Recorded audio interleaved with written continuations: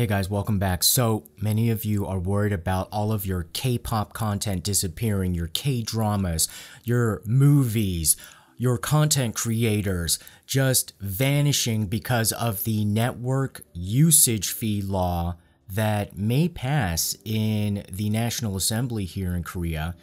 There were some interviews recently that made its way around the world, and many of you have asked me to respond to it and unpack it a little bit more in an easier way to understand.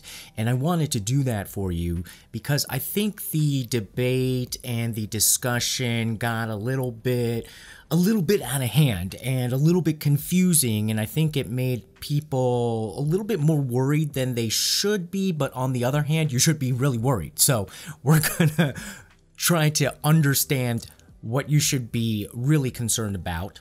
And in our K-beauty segment, another toner. This one is like a really good one if you're concerned about redness, if you want something to calm your skin down, even if you have like itchy skin. It's by Innisfree. And of course, the special promotion for Soullight TV viewers for the LED mask is still going on. Supplies could get limited, so make sure you grab yours if you really feel like you want to have something that's better than Botox and better than retinol. All that coming up, so stay tuned.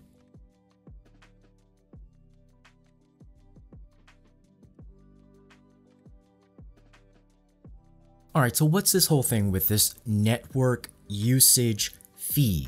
Why is it bringing up such a hoopla? How is it going to affect you outside of Korea? And what does it really mean for Korean content?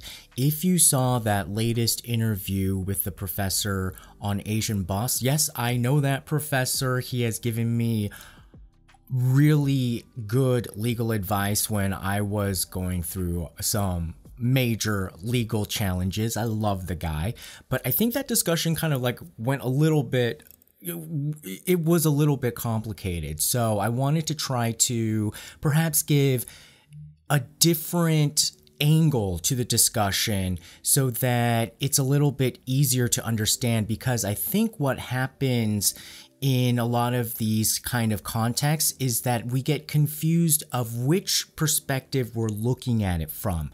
Am I looking at it from a Korean person's perspective, or am I looking at it from a person outside of Korea sitting in my room? So I want to show you this issue and let you know when to put on your Korean person's hat and when to just be who you are sitting in your room outside of Korea.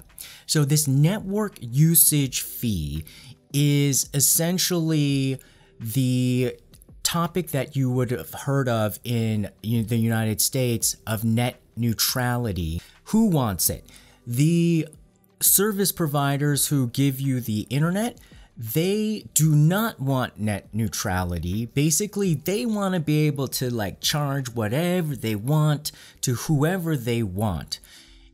Think about it in the sense of like they're saying like, you know what, we own this internet service, and Netflix is just making a surge in so much data usage. We have to like build more infrastructure, and if Netflix weren't around, we wouldn't have to make this investment. So they're like costing us money. So you know what?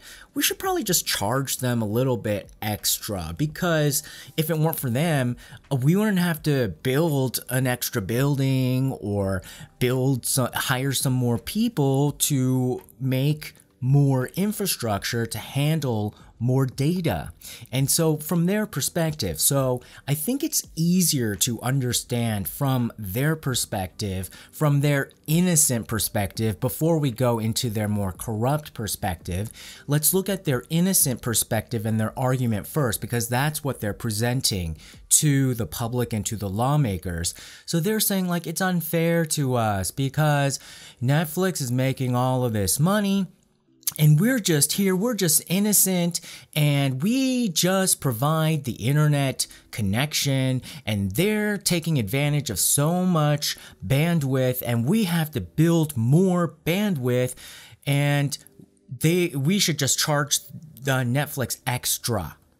And that is their argument, and that is the premise of where this got started, of trying to charge different providers of content different rates.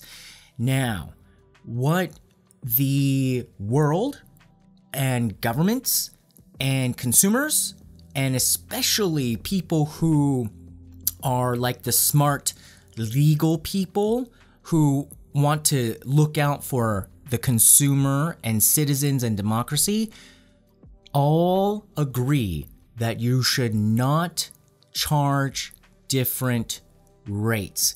Because once you get into the more corrupt argument, then you start to favor people, not based on like, oh, it's unfair because we have to build more infrastructure. It's like, I want my buddies, or I want a certain political agenda or type of, so like, like, oh, I want my, Fox News buddies to have like low rates and just get them and give them faster access, and then give like those lefty channels like such slow access. People are like, oh, this is too slow, I'm not watching this. And you get to start manipulating a lot of what then people see. Now in Korea, now let's bring it back to the Korean situation and just in general. The reason why this is problematic, though, is that not anybody can run an internet service provider. Not everybody can be a telecommunications company. You have to have approval by the government.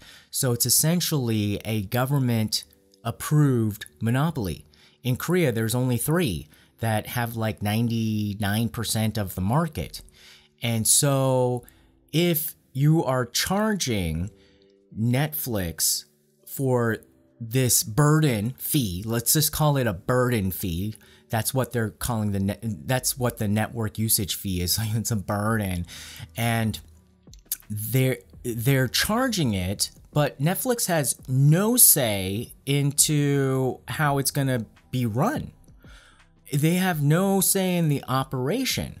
So then why not have Netflix just have their own internet service provider? Because they can't. They can't buy the government. And so this is what I would say that the internet service providers have greedily forgot. You have been granted a monopoly by the government. The government gave you the right to have this business. The government gave you one of 3 because we're talking about SK. And they're involved in the lawsuit with Netflix. The government gave you the right to have this business. That means that you have the responsibility to keep the channels open. The way I see this is that not everybody gets to build a road. And so let's say you go to the market, the hairdresser, the post office, like 3 times. You're going to get charged 3 times? Or let's say one day you just didn't go outside at all. You're going to get charged 0 times for like using the road? No, the road is it's a responsibility to have the road. Or did all of the automotive companies or car makers pay for the roads because they started to produce more cars? Well, side note, Hyundai Kia Motors headquarters in Seoul, that's the worst traffic jam ever. They should pay for the roads and fix that traffic problem. But I don't think Hyundai and Kia ever had to pay for the roads because they started to make more cars. So you know how we talked about fairness, the manipulated and twisted form of fairness that some of these guys have? when they're like, it's not fair that I don't get to be able to extract money out of a corrupt system. Well, that's essentially what's going on here. Now, there are telecom companies that do get network usage fees from Korean firms. So Kakao pays about $30 million. Naver pays about $70 million. And they're complaining that they can't get anything out of Google or Netflix. Disney Plus apparently pays like an indirect payment. So they're saying it's unfair that these foreign companies aren't paying our extortions. Right? It's kind of like the gangster going around the neighborhood saying like, hey, we're able to get the extortions out of these businesses, our own people, but hey, that foreigner who's running this business ain't paying up. So how gangster is this? Totally gangster. And now they're leveraging the government. So where did this start? This started in a private lawsuit with SK and Netflix. Now, SK, I would say, yeah, it is the best. SK, mobile, internet, it's always been the best. I still think it's the best. They do a good job. The SK chairman was married to the daughter of a former president, but they have a horrible, divorce and stuff like that. But you bet, no wonder he probably got a license to run a telecom business by the government, and also like petrochemicals and everything else, and like semiconductors and weapons and everything. You got everything, dude. So now you're trying to charge like $20 million to Netflix. I mean, come on. So it was a lawsuit to try to get $20 million a year from Netflix as this usage fee, and Netflix was like, no, we're not having it. And then Netflix lost the lawsuit, and then it started to go into appeals, and now it looks like SK is using its power to lobby government officials and then also lawmakers in the National Assembly. So that's why we're seeing it now being put into this legislation, and perhaps that it's going to now become a law. Now, where is this going to have some knock-on effects, and where will it now affect you outside of Korea? Now, if this law goes through, and if this raises costs for foreign content providers like Google and Netflix, then that means that they're going to seriously then have to readjust their business models for their business in Korea. So that money that could have gone into producing shows from Korea, like budgets for TV shows or movies to create content, Netflix shows, that might disappear. Advertising rates that could have gone to Korean content creators, that might go down and disincentivize Korean content creators. But you see, the effects would be sort of like a bit secondary. It would start to affect business deals because things would be less lucrative. But the places where it might become more of a direct hit are apps like Weverse and VLive. So apparently there's already been like a couple of apps that have left because of this network usage fee, and it's unclear how aggressive these internet service providers have been so far at targeting Korean companies and saying like, hey, pay us like gangsters. And if they get this law, then you better believe they're going to be a lot more aggressive and going to everybody and saying like, give us more money, you're being such a burden, give us more money. And so if it gets so burdensome that the fee gets too high, then they're not going to have those services. So then you might say like, well, why not just host it in a different country. That may be definitely a possibility, but if the product requires a Korean market first for the business model to work, and then the foreign audience can enjoy it, then it won't work, because the internet content has to be accessed by Koreans first, and it has to go through a Korean ISP. And so if totally, like, so let's say, like, in a way, the BTS might work. If they completely hosted it outside and only International Army accessed it, it might work as a business model. But let's say it's a rookie K-pop group that, I mean, international fans don't really care about yet, and it takes the Korean fan base and fandom to build up first, and the ISP says, like, hey, you guys are using up too much internet, give us more money. And then the music company might just be like, we can't afford it. Then they might be like, well, this group just, hey, sorry, like, we gave it our best shot, can't continue. So in that way, yeah, it could start to really decimate the culture industry here in Korea. All for $20 million from Netflix? Are you serious? This is when I think we need to get Mr. Che. Mr. Che is the chairman of SK. I think we need to get his ex-wife. I don't even know if the divorce went through, because she wanted to make it as tough on him as possible. I think we need to get her and Netflix in a meeting, and she needs to get on like the Netflix payroll, and she needs to go and make his life a little bit tumultuous.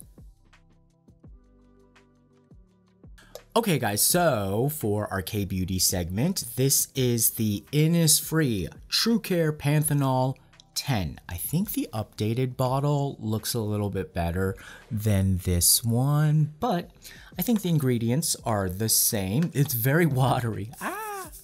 Very light, almost like water. And so if you want something that's very like scent free, very almost like no reaction, panthenol is a derivative of vitamin B5. So, you know, the vitamin B family is really good for your skin, and it's an emollient, and apparently it's supposed to help with healing like burns, and it has an anti-inflammatory effect. And some of the people who have reviewed it say that it even helped with like itchy skin. So if you really want things to calm down on your skin, even in like heat, like from the summer, or like let's say you've just been exercising or something, this is like a really, I think, great option for the toner part of your skincare routine. It's 10% panthenol, and so, you know, a lot of the times the hyaluronic acid is like now the popular, you know, kid on the block. But the cousin is essentially panthenol, because it's also one of these ingredients that draw in moisture and help keep your skin plump. And this one has a very much of an anti-inflammatory effect at the same time, and it feels almost like nothing, weightless, and very light. So check this out. It's also K-Beauty, Innisfree, you know, one of the dependable brands out there. I'll put a link below. And remember, you can also get the LED mask from EcoFace with the special Soullight TV coupon code for the best discount. And it's, of course, you know, better than Botox, better than retinol. Get beneath the skin to plump it up. All right, guys, so what do you think? I mean, this whole thing about the network usage fee, it's a bit technical, but it is super manipulative because it looks like the company SK couldn't win or have a very quick, decisive victory in court. So now they're going to the lawmakers and saying like, hey, give us the law. And so once they get this law, it's gonna be like a gangsters on the block, and they're gonna be asking for money left and right. And even the large trade partners, like the people who negotiate free trade deals, are saying like, this is gonna tear apart free trade agreements. Like, that's how heavy this is. So if President Yoon, who is not doing very well right now on the international diplomatic stage, doesn't want another fiasco on his hands, he better go and take care of this mess, because this is about to turn into another nightmare. Good Lord, we have a lot of stuff going on here in Korea. All right, guys. Well, remember to put your comments below, and don't forget to like, share, and subscribe. And see you again next time. Bye-bye.